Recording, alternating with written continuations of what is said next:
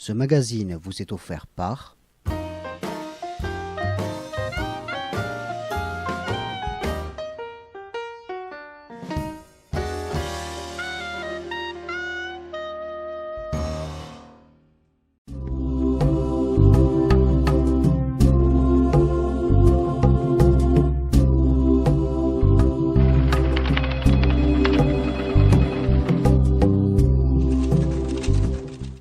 Bonjour et bienvenue sur D+. Vous savez, on a décidé avec D+, de s'intéresser aux campagnes municipales qui sont ici sur notre territoire à Moissac. Mais du coup, j'ai été invité à une conférence de presse à Castelsarrasin. Et là, je me suis dit, pourquoi pas donner aussi la parole aux prétendants au poste de maire de Castelsarrasin pour qu'on puisse également les connaître. Donc du coup, j'ai demandé à M. Benech, bonjour. Bonjour. Comment allez-vous? Très bien. De venir nous retrouver afin de mieux connaître notre ville voisine et qui se tiennent dans la main, même si à des moments donnés, on sait qu'il y a eu quelques rivalités, mais plutôt rugbystiques, on va dire, à ce niveau-là. Monsieur Benech, vous êtes un enfant du pays. Vous avez 57 ans, c'est bien ça? C'est exact. Voilà. Je lu sur la presse locale que vous étiez du terroir, que vous étiez vraiment ancré dans Castelsarrasin. On dit que vous êtes un enfant vraiment du pays. Mais quand on dit un enfant du pays, qu'est-ce qu'on entend par un enfant du pays? Ah, un enfant du pays. J'ai habité Castelsarrasin quand mes parents sont venus, dans le cadre de leur profession d'enseignant, enseigner à Castelsarrasin dans les années 72. Au préalable, nous étions à Lozerte. Et je suis venu à Castelsarrasin pour effectivement suivre, je ne dirais pas mes parents comme ça, mais pour repartir vers les terres de ma famille, qui était ma famille, qui a toujours été ancrée à Castelsarrasin, et pour suivre un peu les traces de mon grand-père, de mon père, dans le cadre de cette vie castelsarrasinense, où j'ai fait notamment toutes mes études à l'école primaire de Cassenel, au collège, ex-collège Ducos, actuellement Jean de Prades, et au lycée de Prades, avant de poursuivre des études universitaires à l'université Paul Sabatier de Toulouse. J'ai pratiqué le rugby à Castelsarrasin, j'ai défendu les couleurs rouges et blanches sur tous les terrains, je ne vais pas dire de France et Navarre, à mon niveau. Par la suite, je me suis intéressé à tout ce qui c'était à l'éducation des enfants, dans le cadre sportif, à l'école de rugby, entraîneur de l'équipe première, joueur au préalable, et j'ai terminé par dirigeant et président du CAC durant une année, président, ce que j'ai abandonné pour pouvoir me présenter à ces échéances importantes de mars 2020 pour l'avenir de notre ville. D'accord. Ça, c'est sur le point de vue familial et sportif. Sur un point de vue plus impliqué dans la ville, quel est le rôle que vous pensez avoir joué en tant que vraiment enfant du pays au sein de la ville de Castelsarrasin? Alors déjà, en tant qu'enfant du pays, ne serait-ce que participer à la vie associative, j'estime quand même que c'est quelque chose de très important dans le cadre du développement de notre ville et de l'intérêt qu'on porte à la population, mais la population la plus jeune en l'occurrence. Voilà. S'intéresser aux jeunes, voir ce qu'on peut faire avec eux, voir dans quel sens on peut aiguiller les clubs, et notamment le CAC Rugby. Et à ce sujet, quand même, je suis un des premiers à avoir développé l'entente avec Moissac, notamment dans le cadre de l'école de rugby et plus particulièrement au niveau des équipes de jeunes, en l'occurrence les cadets et les minimes, de façon à pouvoir faire perdurer ce sport magnifique, le sport roi, qui est bien ancré sur le territoire, mais pour pouvoir le faire développer aussi, le développer. Et déjà, je pense que dans ce cadre-là, on a en continuité l'intercommunalité qui a été créée au niveau du territoire, essayé de continuer cette démarche, d'associer l'ensemble des villes, des jeunes, du territoire, du bassin de vie, pour qu'on porte effectivement ce bassin de vie et ce territoire, puisque c'est à ce niveau-là que maintenant qu'il faut parler. On ne parle plus de ville proprement dit ou de rivalité de ville, mais plutôt de bassin de vie, de territoire, pour développer et participer petitement peut-être à ce développement, déjà en s'intéressant à la vie associative et en participant de façon bien précise à la vie associative. Après, dans le sens de politique proprement dite. Politique proprement dite. Bon, je suis cadre territorial au conseil départemental de Tarn-et-Garonne pendant très longtemps. Je côtoyais nombre d'élus au département dans le cadre de mes attributions professionnelles. Et là aussi, peut-être dans le cadre professionnel, j'ai contribué en suivant les politiques qui étaient définies, au maintien de notre territoire et notre développement de notre territoire, à travers plusieurs actions, à savoir l'entretien, le développement d'un certain patrimoine. Et ça m'a permis aussi de rester au contact des élus, de voir ce que faisaient les élus, de quelles étaient l'ambition qu'ils avaient pour notre territoire, quelles étaient leurs sensibilités, à la fois politiques, sensibilité politique, dans un sens comme dans l'autre, leur vision des choses. Voilà, et tout ça, ça m'a permis de rester en contact au monde politique au niveau des pouvoirs des décideurs, ce qui m'a permis aussi de classer certains hommes politiques dans des structures ou dans des façons de faire ou de prévoir l'avenir dans des situations bien précises. Voilà. Donc tout ça a construit votre opinion, votre savoir-faire, si je vous suis bien, et de montrer le pour et le contre des personnes avec qui vous pourriez éventuellement travailler dans les mois à venir. Tout à fait, c'est voilà, tout à fait. Et cette démarche dans le cadre professionnel m'a permis aussi d'appréhender certains aspects de la politique. Dans le cadre de la définition de certains programmes, dans le cadre de la définition de certaines visions futures, notamment de notre bassin de vie, notre territoire, ce qui me tient plus particulièrement à cœur. Et derrière le territoire et le bassin de vie, c'est notre département qui est en jeu.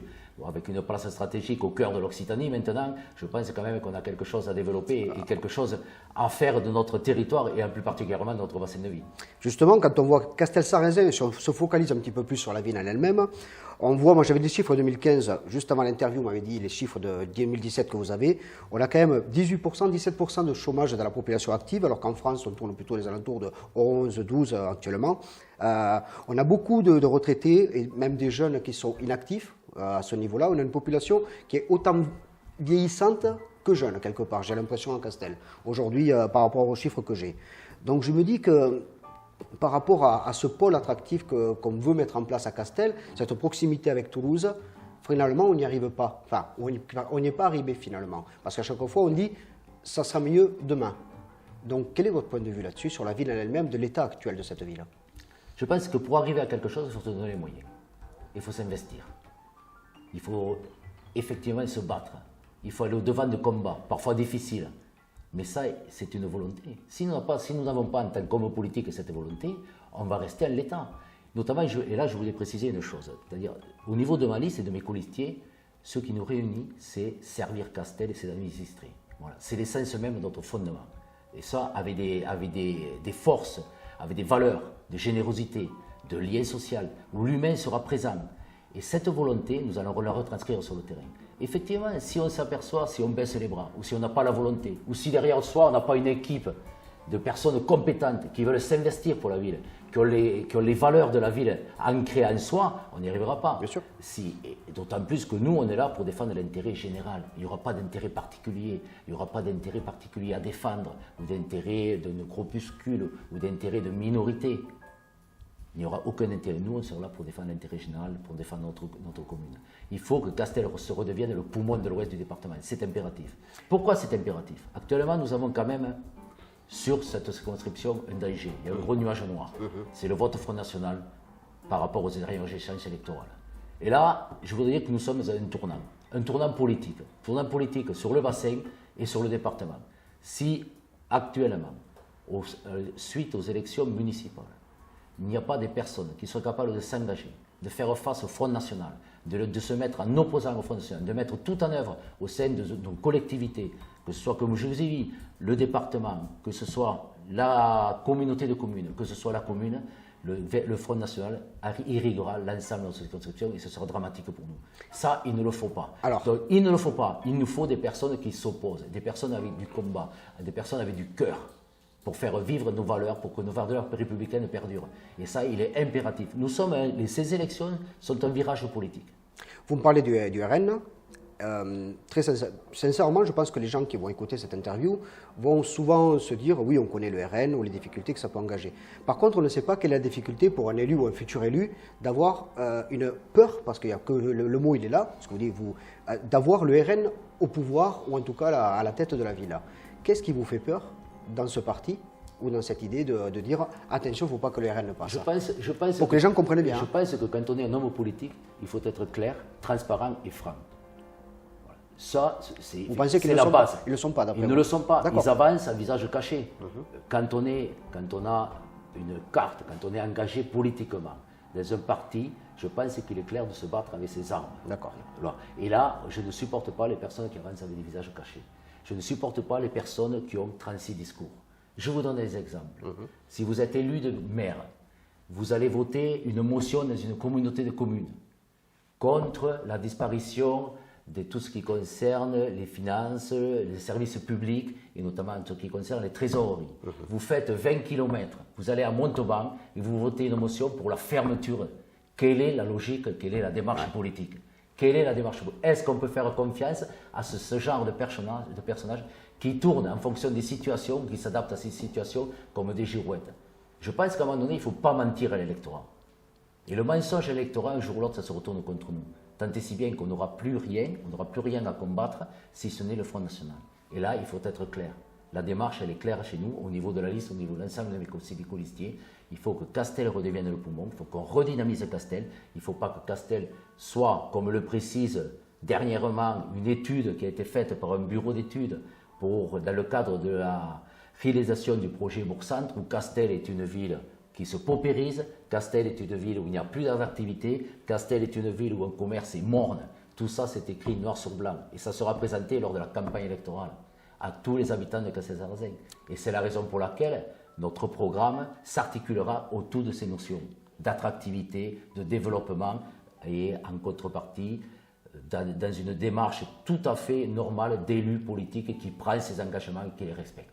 Si par cas, les électeurs de Castel-Sarrazin me font confiance, je ne trahirai pas leur vote. On parle souvent de Castel, on dit voilà, que c'est une ville qui se meurt comme beaucoup de petites villes. Hein. Il n'y a pas que Castel, bien sûr. Hein. Mais on dit qu'on paye trop d'impôts. J'ai noté que les impôts sur les revenus moyens étaient au-delà de 2200 € pour la ville. Je ne sais pas si les chiffres sont vraiment exacts. Moi, j'ai récupéré ça sur le journal du Net. Ce sont les chiffres officiels de 2015 environ. Hein. On dit que, voilà, que les tranches de revenus fiscaux sont des tranches de moins de 10 000 €. C'est-à-dire qu'on a une population aussi pauvre, qui travaille, mais qui est vraiment, qui tire la ficelle tous les mois par les deux bouts, etc. On parle de redynamiser la ville, alors qu'il y a quand même pas mal d'entreprises qui se sont installées depuis quelques années. Vraiment, de redynamiser la ville, qu'est-ce qu'on peut dire vraiment aux gens? Parce que dire les mots, de dire je redynamiserai ou on va redynamiser, tant mieux, pourvu qu'on y arrive tous. Mais pour que les gens comprennent bien, ça passe par quel premier projet? Alors, en complément de ce que vous précisez tout à l'heure, il y a 32% des foyers fiscaux qui sont redevables sur l'impôt sur le revenu à Castel. Et c'est bien en dessous de la moyenne, en confortement, par rapport à ce que vous précisez tout à l'heure. C'est vrai qu'on a de petits revenus. Des petits revenus, des situations précaires. On a beaucoup de mères de famille qui sont seules sur Castel. Beaucoup de couples dont un des deux membres du couple est au chômage. Alors vous me parlez de redynamiser. Mais à un moment donné, c'est une volonté aussi d'aller chercher les entreprises. Oui. C'est une volonté. Je vous donne le cas précis de la région Midi-Pyrénées, de l'ex-région Midi-Pyrénées. Sur la métropole toulousaine, il n'y a plus de foncier. Il n'y a plus de foncier. Si une entreprise qui est intégrée à la métropole toulousaine veut se développer, elle est obligée de quitter la métropole et de venir dans la périphérie toulousaine pour s'implanter et grossir. Vous avez Eurocentre, qui est saturé, 300 hectares, 4000 emplois. Vous avez la base, tout ce qu'on appelle un Montbartier, qui avait été créé à l'époque par le conseil départemental, qui se remplit quand même à une vitesse très très importante et qui apporte du travail à toutes les entreprises de travaux publics du département, ne serait-ce qu'aux travaux publics, après construction, immobilière et tout. Tout cela fait des emplois. Alors vous me direz, c'est de la logistique. Oui, c'est de la logistique. Mais nous, ce que l'on cherche à Castel, c'est faire venir les entreprises avec de la richesse, créer de la richesse. Et on aura les moyens de le faire. On a les moyens, mais encore faut-il s'en donner. Il faut-il se mettre tout en œuvre. Actuellement, à Paris, se déroule le CIMIP. Le CIMIP, c'est le salon de tous les grands investisseurs de France. Là, on est présent. Est-ce que le département est présent? Le département n'est pas présent. On n'y est pas. Le département de Haute-Garonne est présent. Le département de Haute-Garonne a amené 2 représentants de toutes les communautés de communes de la Haute-Garonne au CIMIP. Ils ont facilité l'intégration et la possibilité d'avoir un stand là, de se faire connaître. Est-ce que nous le faisons? Non, nous ne le faisons pas. Il n'y a rien. Il n'y a pas un représentant du Tarn-et-Garonne des collectivités présent au CIMIP. Voilà un exemple concret. Voilà, c'est pour aller chercher des investisseurs. Voilà, pour aller chercher des créateurs d'entreprises qui seraient susceptibles de venir. Voilà une idée. Mais bien sûr, mais il y en a d'autres idées. Il y a la création d'une cellule spécifique avec des personnes qui sont investies dans le développement économique. Il ne suffit pas d'avoir une carte d'adjoint en précisant dessus développement économique et rester et ne rien faire. Moi, quand un industriel va venir me voir, je sais, il va repartir un mois d'après, il aura un plan de financement. On va parler des aides. Les aides à l'immobilier, à l'implantation d'entreprises, les aides à l'immobilier, au fonctionnement. Est-ce que quelqu'un est capable de me dire ce que le département de Tarn-et-Garonne met en faveur des entreprises pour venir s'installer? Qu'est-ce qu'il met en faveur des entreprises, ne serait-ce que l'aide à l'immobilier? Qui le porte, ça? Qui le porte? La région le porte. Est-ce que le département participe à l'aide à l'immobilier pour l'implantation d'entreprises? Très peu. Est-ce qu'il y a une convention entre la région et les communautés de communes de façon à ce que le département, bien que ce ne soit pas sa compétence, puisse venir participer? Il n'y en a pas, il n'y a rien. Il n'y a rien. Quand je vous parlais de vision des choses, voilà un exemple concret. D'accord. Je voudrais rappeler rapidement, si vous le permettez, les résultats de la présidentielle en 2017. J'ai remarqué qu'il y avait quand même inscrit sur la commune plus de 9600 personnes et qu'il y a plus de 7300 personnes qui ont voté. Donc c'est quand même une grosse participation à Castelec, comme quoi la vie politique et surtout de leur ville les intéresse. Moi, j'ai été inquiet quand j'ai revu les chiffres. Je me suis dit, tiens, premier tour, Marine Le Pen, 31%, ensuite M. Macron, ensuite M. Mélenchon, pareil, dans un mouchoir de poche, entre 20 et 17%. Donc on a une population, on va dire, plutôt indécise. On a une population qui, pour moi, on ne va pas dire qu'elle a peur, mais elle est inquiète, comme beaucoup d'endroits, effectivement. Mais là, on se focalise sur votre ville, sur Castelsarrasin. Et je suis allé faire un petit tour de micro-trottoir, entre guillemets, à ma façon à moi, parce que j'aime bien aller au contact des gens. Et qu'est-ce qui fait peur aux gens? Et les gens qui vous regardent et qui vous regardent vont sûrement revenir là-dessus, c'est la santé. C'est l'emploi, bien sûr. C'est l'éducation de leurs enfants. C'est la valeur des biens immobiliers. Quand on investit dans une ville, on a envie que son bien sur lequel on paye pendant 25 ans garde la même valeur, au moins n'en perde pas, quoi. Et que surtout, il y a une fierté à dire j'habite à Castelsarrasin, quoi. Qu'est-ce qu'on peut répondre à toutes ces personnes-là, même si je fais un tour assez large de la question? Ouais, vous avez fait référence aux dernières élections, vous n'avez parlé que du premier tour. Oui, oui. Au niveau du second tour, le président Macron est arrivé en tête avec 51% des votes, oui, et 49% pour Mme Le Pen. Oui, oui. Voilà. Donc, effectivement, ces résultats ne font conforter notre investissement dans ce que je précisais au préalable. Ouais, départ, ouais. Mais c'est tout à fait compréhensible par rapport à ce vote des Castelsarrasinoises et Castelsarrasinois. Des angoisses sont présentes. Des angoisses sont présentes d'un point de vue santé. Quand on sait que d'ici 2021, des médecins vont partir à la retraite, d'autres sont de réduction d'activité. Que va-t-il rester comme médecin pour prendre en charge les 14 500 habitants de Castel? Sans oublier l'histoire de l'hôpital. Alors là, c'est un autre problème. Voilà. C'est lié, mais derrière, il y a le maintien des services publics. Voilà. Tout à l'heure, je vais aborder d'abord dans un premier temps la santé. La santé, oui. Alors bien sûr, la santé n'est pas une compétence d'une mairie, d'une municipalité, c'est une compétence, disons, régalienne. C'est-à-dire c'est à l'État d'assurer effectivement le panier de soins sur l'ensemble du territoire à tous les Français.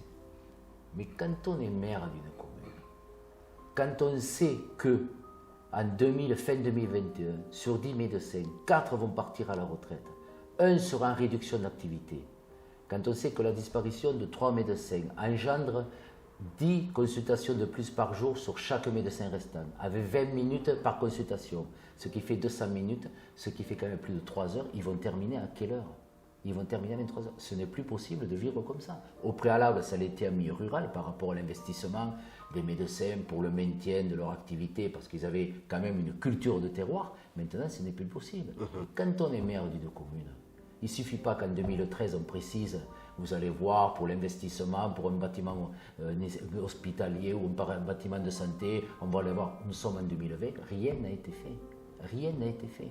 Et je ne vais pas prendre l'exemple de communes voisines où déjà ils ont engagé des démarches, il y a des maisons de santé qui existent, qui sont en train de se développer avec la présence aussi de spécialistes, comme pour appeler des maisons de santé pluridisciplinaires, des cardiologues qui vont venir, des urologues qui vont venir, des pneumologues qui vont venir, qui vont éviter notamment à la population d'avoir des trajets à faire, de prendre rendez-vous à Toulouse dans des délais plus ou moins grands, avec le stress que cela peut engendrer ces personnes âgées.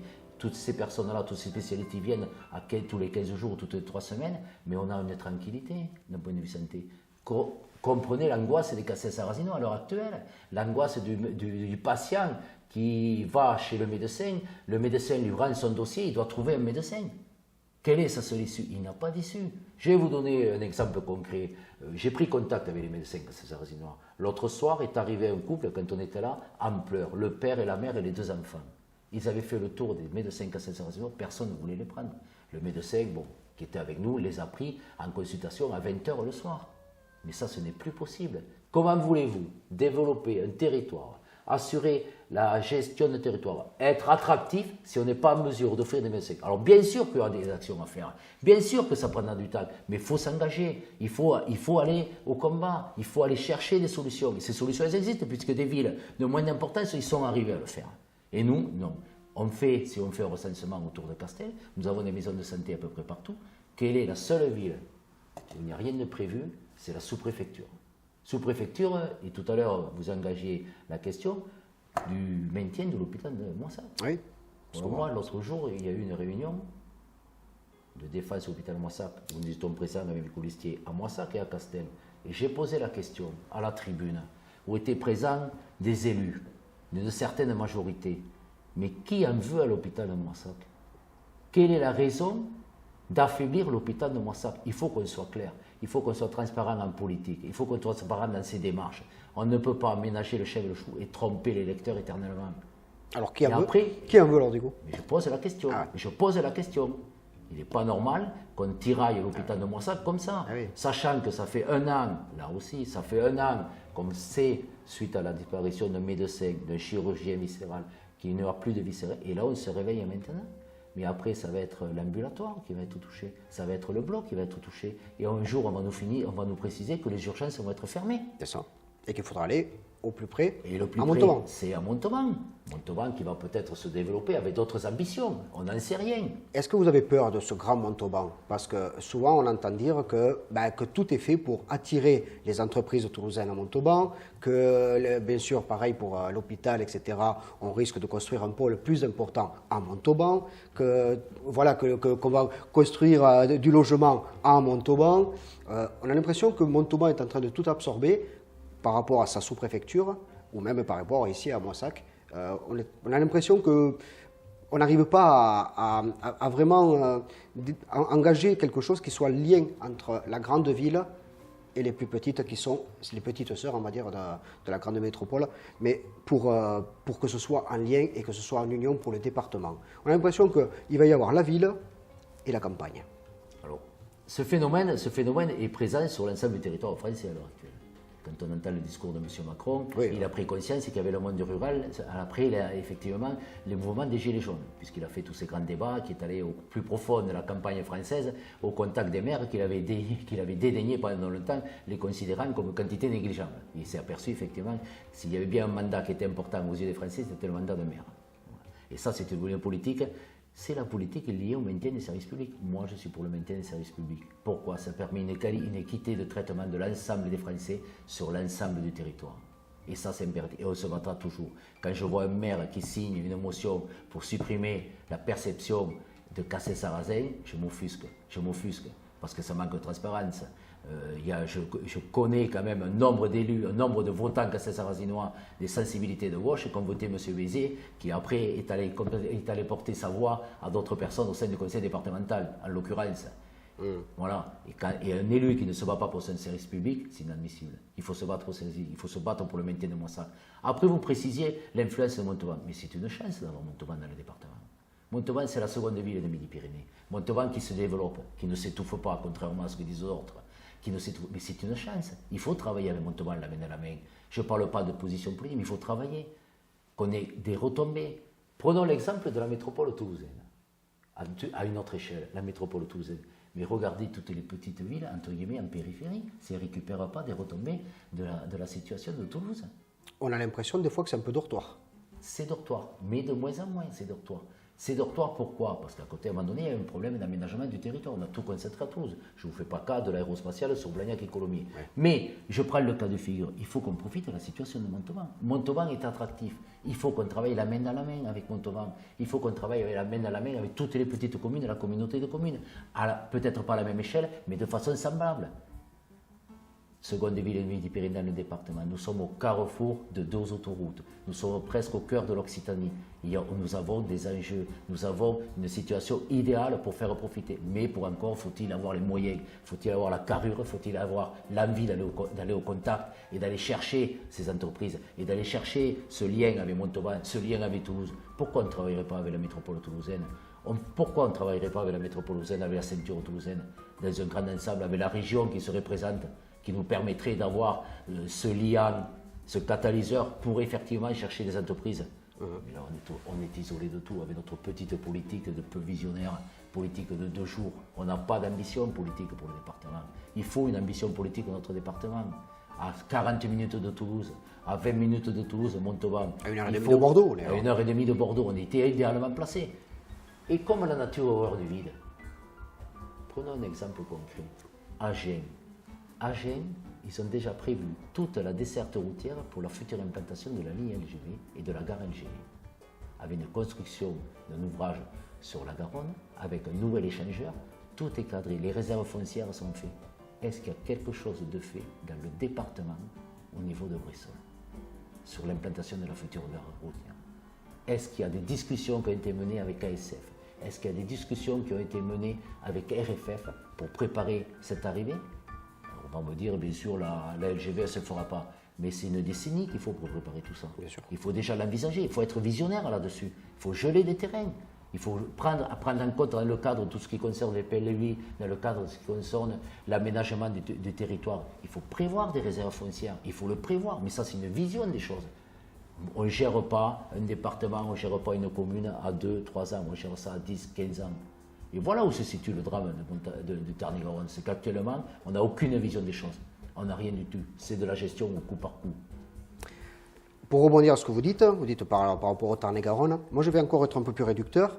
On va parler d'intercommunalité rapidement, puisqu'on est sur la fin de notre interview, puisque je le rappelle, je donne 30 minutes de discussion à tous les candidats. Du coup, il faut ménager les réponses, désolé. Donc du coup, on est en train de construire une intercommunalité depuis quelques années. On a réuni ici 22 communes sur notre territoire. On se dit aujourd'hui que ça a l'air de fonctionner. Ça a l'air, je dis bien ça a l'air.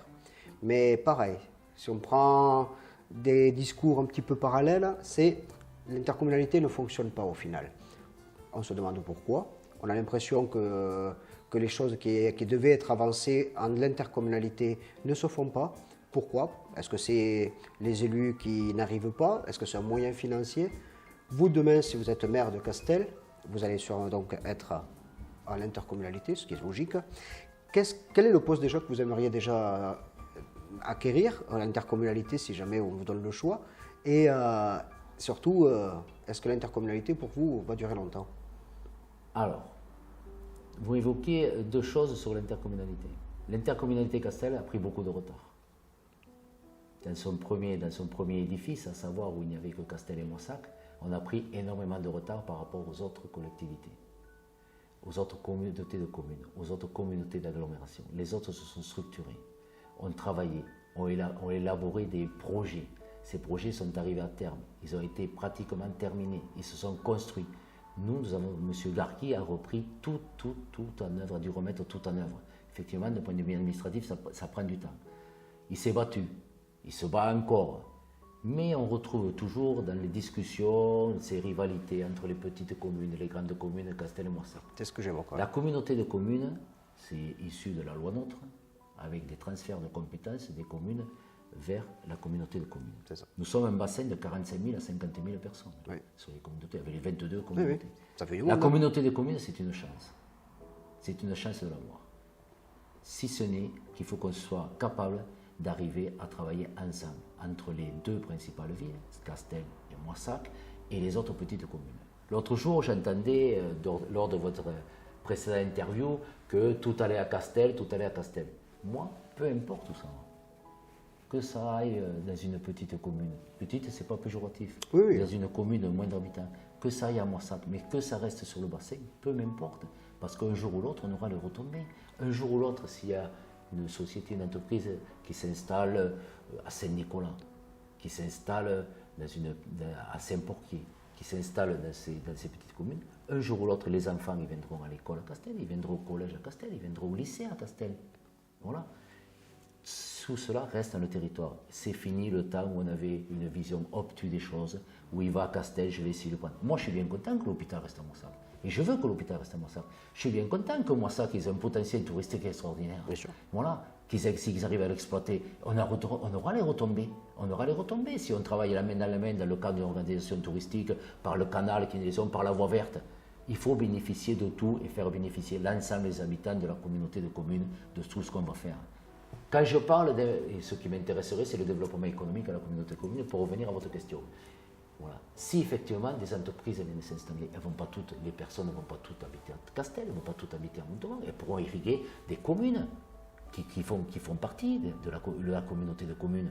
Des habitants viendront consommer chez les petits commerçants locaux, viendront consommer chez les producteurs locaux, tout ce qui concerne le développement des circuits courts, tout ce qui concerne cette activité et ce retour à des valeurs saines, que je ne qualifierais pas de terroir, parce que c'est un peu péjoratif encore dans les bureaux dorés de la nation française ou certaines catégories de personnes.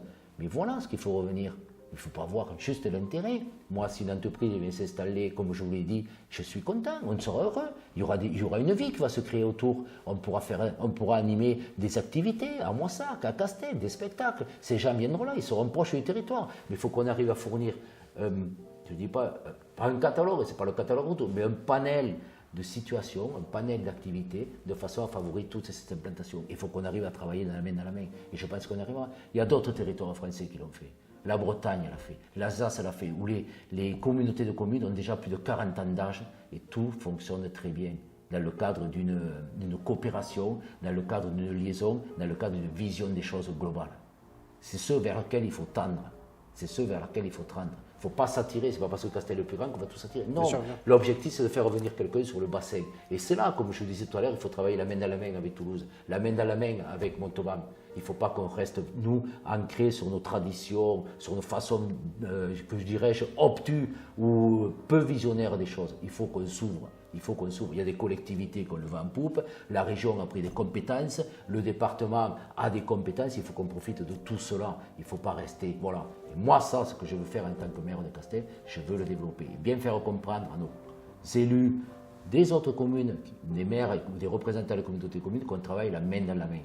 Et qu'une entreprise, une industrie qui se développe, un circuit court qui est développé au sein de la communauté, c'est bénéfique pour tout le monde. Voilà ce qu'il faut arriver à faire comprendre. Voilà, il faut qu'on arrive, on est mariés, maintenant il faut qu'on arrive à vivre ensemble. Ah, c'est un grand mot tout ça, ouais, c'est une grande histoire. En tout cas, merci de m'avoir accordé cette interview. On arrive déjà au terme de notre interview. On aurait pu encore parler de beaucoup de choses qui intéressent bien sûr les Castelcerésinois, mais aussi les Moissagais et bien sûr tous les Tarn-et-Garonnais. Il y a beaucoup de réponses qui ont été claires. On se reverra, je l'espère, puisque du coup j'aimerais suivre l'actualité de tout le monde au maximum. Merci de nous avoir suivis. Donc, si vous avez des questions, vous pouvez réagir sur les réseaux sociaux, bien évidemment. Il y a une page Facebook qui a été créée pour M. Benech. Donc, vous tapez M. Benech, vous retrouverez Castel-Sarrazin. On vous le mettra en lien si jamais, je me souviens plus du nom de la page exactement, mais c'est pas grave, on le retrouvera. Et il y a d'autres réunions qui vont être prévues, je crois, non Donc, nous avons une autre réunion à Bénis, le 16 janvier, au foyer de Bénis, à 19h.